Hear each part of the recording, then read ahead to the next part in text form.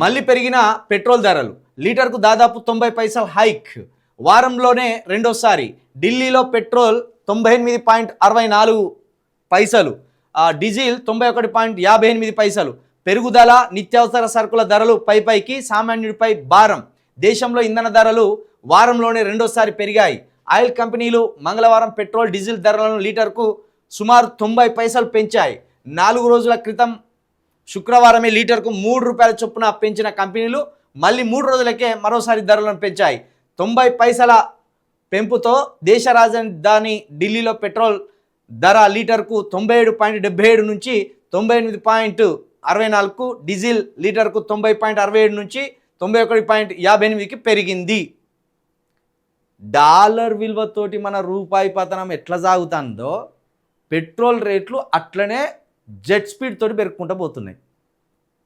$1 ఇస్తే ప్రస్తుతం మనం 98 రూపాయలు ఇవ్వాలి. ఇక మన పెట్రోల్ ధర కూడా ఇంచుమించు 98 రూపాయలకు వచ్చింది. అంటే ఆర్థిక వ్యవస్థ మనది పతనమైపోతున్నది. ఈ ఆర్థిక వ్యవస్థ పతనమైపోతున్నదంటే మనము వస్తువులను కొనలేని ఒక దుస్థితికి పడిపోతున్నాం. వస్తువులను కొనలేని దుస్థితికి పడిపోయినామంటే ఆటోమేటిక్గా మనం కరువులోకి పడిపోతున్నామని అర్థం. కరువు పొంచి ఉన్నదని అర్థం. ఏం కరువు?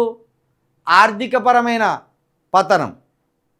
అంటే ఇప్పుడు ఇగో లీటర్ పెట్రోల్ 98 రూపాయలనేది కదా, బియ్యం మీద రేటు పెరుగుతాయి, ఉప్పుల మీద రేటు పెరుగుతుంది, పప్పుల మీద రేటు పెరుగుతుంది, ఛాయ్ చేసుకోవాలన్న పాల ప్యాకెట్ మీద, చక్కెర మీద, చాపత్త మీద సర్వం అన్నీ పెరుగుతాయి. అన్నీ పెరిగినప్పుడు మన ఆర్థిక వ్యవస్థ అంతంత మాత్రం ఉన్నప్పుడు మనం ఏం కొనలేని పరిస్థితుల్లో ఆకలితో అలమచించి చచ్చిపోయే వరకు కూడా ఉంటుంది.